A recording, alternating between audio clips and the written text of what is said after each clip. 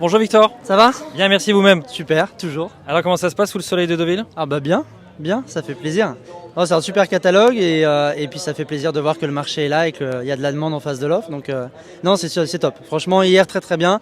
Aujourd'hui, c'est pas les mêmes marchés, mais bon voilà, je pense qu'il y a du marché quand même dans cette catégorie-là. Et puis le temps est là, tout est là. Les gens sont très contents de se retrouver dans ces périodes-là, donc super. Un mot sur vos achats d'hier, combien d'achats? Alors moi, ce que j'ai signé 3 et en rajoutant avec Florent, on est à 4 en tout.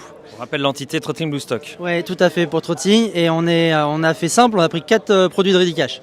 On est des gens avec des goûts très simples. Ouais, voilà. En même temps, vu le catalogue. Ouais, le catalogue aidait beaucoup et puis il y avait les physiques, il y avait beaucoup de choses et je pense qu'on est vraiment. Enfin, il y a beaucoup de bons fils de Ready Cash qui arrivent et on est en train de se rendre compte que pour le moment, il est quand même assez exceptionnel. Ready Cash en tant que tel, c'est quand même un étalon je pense qu'on n'a pas eu depuis quelques temps et qu'on mettra quelques temps à réavoir. Et là, aujourd'hui, le volume. Enfin, hier, le volume des chevaux par Ready Cash a permis d'avoir des prix que je ne vais pas dire accessibles parce qu'on les a payés quand même beaucoup d'argent. Enfin, la somme en tant que telle, il faut garder ça à l'esprit. Mais on a acheté des chevaux qu'on adorait, qu'on aimait beaucoup et que certaines années dans des catalogues plus creux, on aurait payé peut-être le double du prix et que là, par le volume, on a pu accéder à des meilleures conditions. Donc non, super, très content des achats. Une journée demain qui est assez enthousiasmante aussi sur le papier. Quelle est votre analyse? Oui, tout à fait. On a des super jeunes étalons, donc ça c'était une génération qui était très attendue.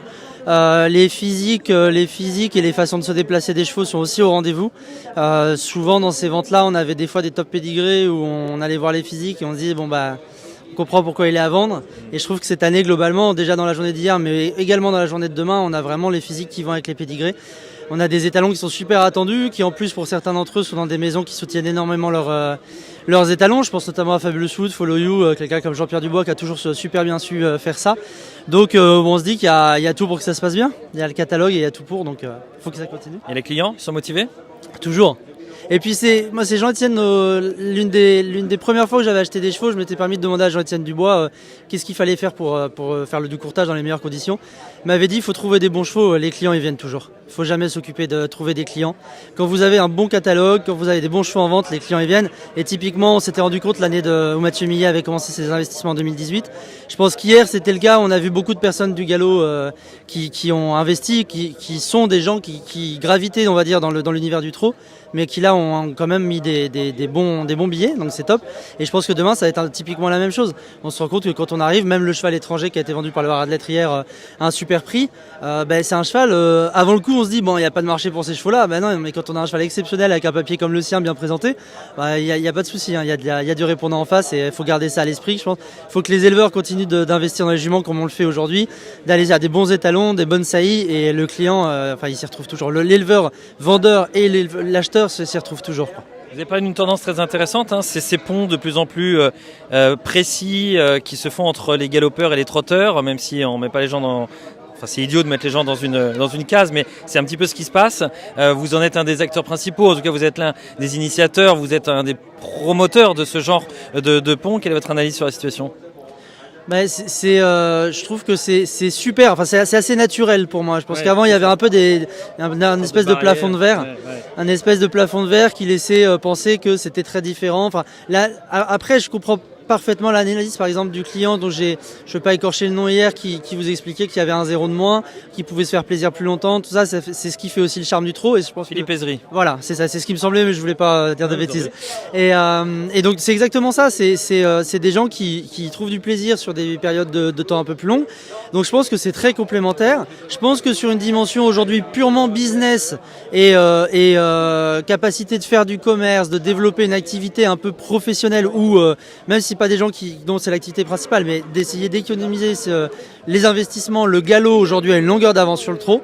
Je pense que les quelques produits étrangers qui sont passés hier, moi je vais aller dans l'autre sens de Hugues qui est un grand politicien, je lui mets un petit taquet parce que je l'aime beaucoup.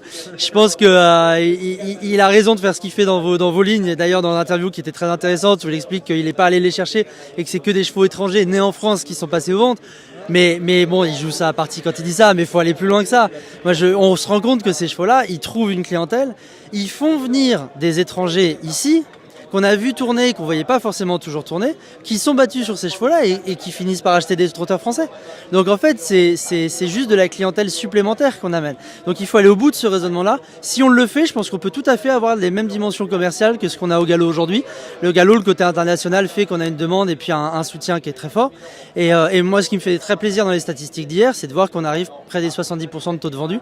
Je pense que c'est le truc qu'on doit le plus travailler au trot, c'est d'avoir des vendeurs alignés avec le marché et travailler ça. Et si on ouvre le studbook, je continue dans cet esprit, on ouvre le studbook, on permet à des chevaux étrangers de venir se vendre ici.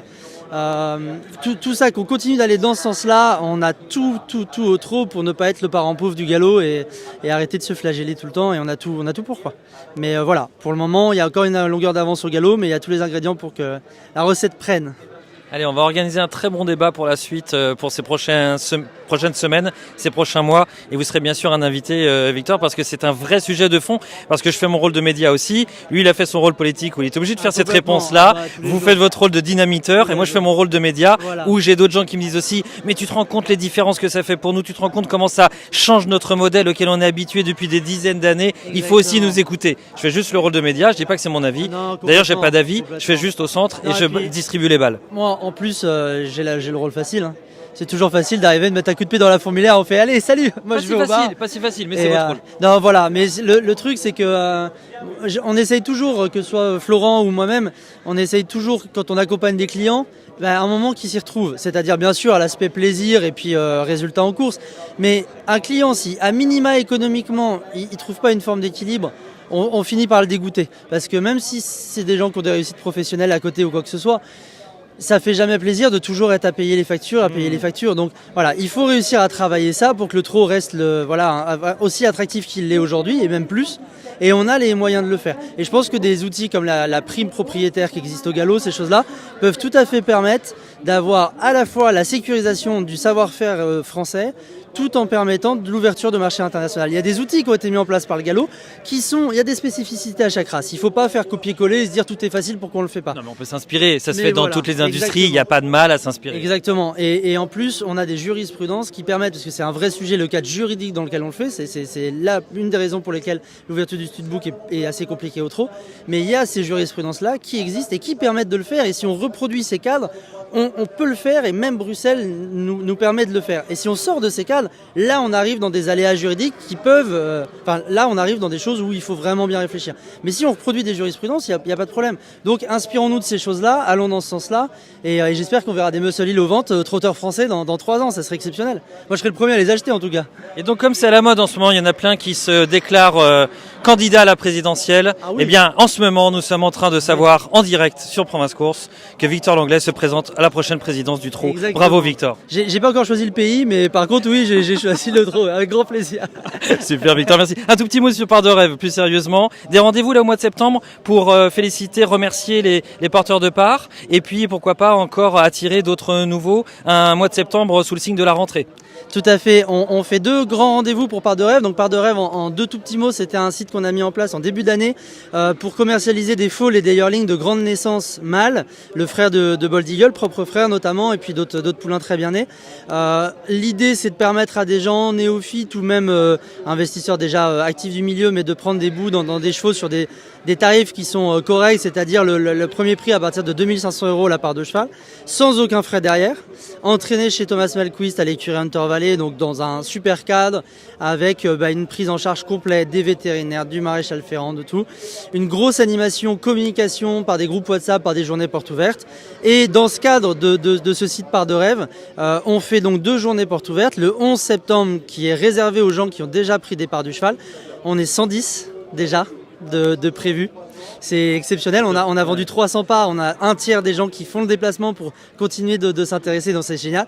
Sur les 300, on en a une petite moitié qui n'ont jamais eu un cheval avant. Donc ça, c'est des vecteurs, c'est super pour le futur.